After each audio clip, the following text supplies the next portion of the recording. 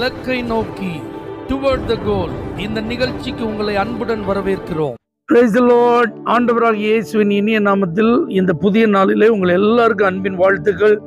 நீதிமொழிகள் 17ஆம் அதிகாரம் 22ஆம் வசனம். மனமகிழ்ச்சி நல்ல ஔஷதம். ஔஷதம் என்றால் மருந்து என்று பொருள். மருந்தை நாம் உட்கொள்ளும் போது என்ன நடக்கும்? சுகம் உண்டாகும், ஆரோக்கியம் கிடைக்கும். பலவீனம், வியாதி, நோய் இவைகளுக்கு தகுந்தாற் போல உட்கொள்ளும் மருந்து அதிலிருந்து ஒரு நல்ல விடுதலையை தரும். இதை நாம் நன்கு அறிந்திருக்கிறோம். இப்போ பாருங்க, நம்முடைய உடலுக்கும் நம்முடைய மனதிற்கும் ஒரு நல்ல ஆரோக்கியம் இருக்க வேண்டும் என்பதுதான் தேவனுடைய திட்டம். அப்படி நம்ம ஆரோக்கியமா, சுகமா, பலத்தோட, சந்தோஷமா இருப்பதற்கு கர்த்தர் இந்த இடத்துல பயன்படுத்துகிற ஒரு வார்த்தை பாருங்க, மன மகிழ்ச்சி.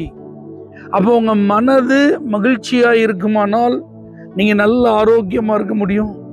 துக்கம், வருத்தம், வேதனை, வியாகுலம், சஞ்சலம், தவிப்பு, இந்த மாதிரி பாதிப்புகள் எதுவுமே இல்லாத ஒரு வாழ்க்கை நம்மால் வாழ முடியும்.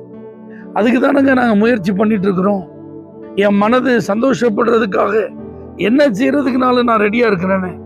பணம் சம்பாதிச்சாதான் என் மனதுக்கு மகிழ்ச்சி உண்டாகும் என்பது நிமித்தம் நான் பணம் சம்பாதிக்கிறேன் அப்படின்னு நீங்க சொல்ற ஒரு ஆளா? சொந்த வீடு இருந்தா எனக்கு மனதில் மகிழ்ச்சி தன்னால வந்துடும் என்பதற்காக சொந்த வீட்டிற்காக பிரயாசப்படுகிற ஒரு நபரா நீங்க? அல்லது ஒரு கவர்மெண்ட் வேலை கிடைச்சிட்டுனா என்னை போல சந்தோஷமான ஆளு வேற யாருமே இல்லைன்னு சொல்லிட்டு இருக்கிற ஒரு நபரா?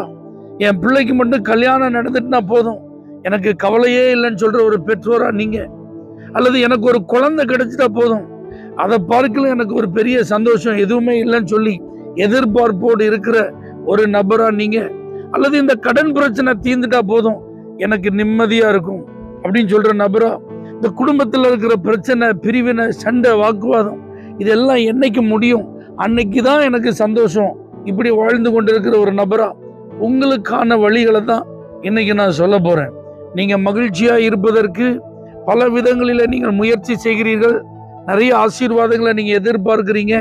இது நடந்துட்டா நான் சந்தோஷமா இருப்பேன் நீங்க சொல்லிட்டு இருக்கீங்க. இவைகள் எதையுமே நான் தவறுன்னு சொல்லல, இவைகள் கூடாது அப்படின்னு நான் சொல்லல. ஆனா மன மகிழ்ச்சியை தரக்கூடிய 3 காரியங்கள் உண்டு. ஆண்டவர் சொல்றாரு, என் ஜெப வீட்டிலே என் ஜனங்களை மகிழ பண்ணுவேன்.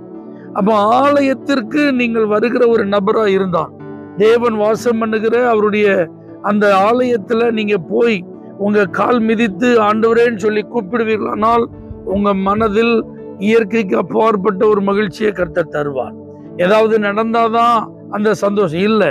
ஆலயத்துக்குன்னு நீங்க போயிட்டாலே போதும், உங்களை மகிழ பண்ணுகிற ஒரு தேவன் இருக்கிறார். அதனால்தான் பரிசுத்தவான்கள் சங்கீதத்துல பாடி இருக்கிறாங்க, கர்த்தருடைய ஆலயத்திற்கு போவோம் வாருங்கள் என்று சொன்ன போது எனக்கு எப்படி இருந்தது? மகிழ்ச்சியா இருந்தது. ஞாயிற்றுக்கிழமை மட்டும்தான் நான் சர்ச்சுக்கு போற ஒரு நபர் என்கிற நிலையில் நீங்கள் இருப்பீர்களானால் கொஞ்சம் கஷ்டமா இருக்கு. மனசுக்கு என்ன நடக்குன்னே தெரியல, எல்லாம் காரியம் கையை விட்டு போற மாதிரி தெரியுது. இந்த மாதிரிலாம் தோணுச்சுன்னா உடனே நீங்க போக வேண்டிய இடம் தேவாலயம். நீங்க தேவாலயத்துக்கு போய் பாருங்க, உங்களை கர்த்தர் மகிழ்ச்சியினால் நிரப்புவார். ஆண்டவர் அடுத்து நமக்கு சொல்லியிருக்கிறார், என் சமூகத்தில் உனக்கு பரிபூர்ண ஆனந்தம். அப்ப தேவனுடைய சமூகத்துல நீங்க அமர்ந்திருந்து ஜெபிக்கும் போது, ஆண்டவரே அவரை நோக்கி கூப்பிடும் போது, உங்க கரங்களை அவருக்கு நேராய் விரிக்கும் போது, உங்க கண்களை அவரை நோக்கி ஏறெடுக்கும் போது, உங்க வாயின் வார்த்தைகளினால் அவரிடத்தில் உங்களுடைய காரியங்களை தெரியப்படுத்தும் போது, அவருடைய சமூகத்தில் அமர்ந்திருக்கும் உங்களுக்கு அவர் பரிபூரண ஆனந்தத்தை தரும். ஃபுல்னஸ் ஆஃப் ஜாய் அப்படின்னு இருக்கு. அப்படின்னா என்ன அர்த்தம்? உங்க மனம் நிறைந்திருக்கிற அளவுக்கு ஒரு சந்தோஷத்தை கர்த்தர் தருவார். 3வதாக, உங்களுடைய வேதம் என் மன மகிழ்ச்சி. உங்களுடைய வேதம் என்னுடைய மகிழ்ச்சியா இராமல் இருந்திருந்தால் என் துக்கத்திலேயே நான் அழிஞ்சிருப்பேன். அப்படின்னா என்ன அர்த்தம்? கர்த்தருடைய வார்த்தை. தேவ பிள்ளைகளே, நம்முடைய கரங்களில் தேவன் அழகாக தன்னுடைய வார்த்தையை கொடுத்திருக்கிறார். இதை நீங்க வாசிக்கும் போது உங்க சூழ்நிலைகளுக்கு ஏற்றாற் போல கர்த்தர் பேசும் ஒரு வார்த்தை உங்க மனதில் இருக்கிற துக்கத்தை, பாரத்தை, வருத்தங்களை, வேதனைகளை அப்படியே அகற்றிவிடும்.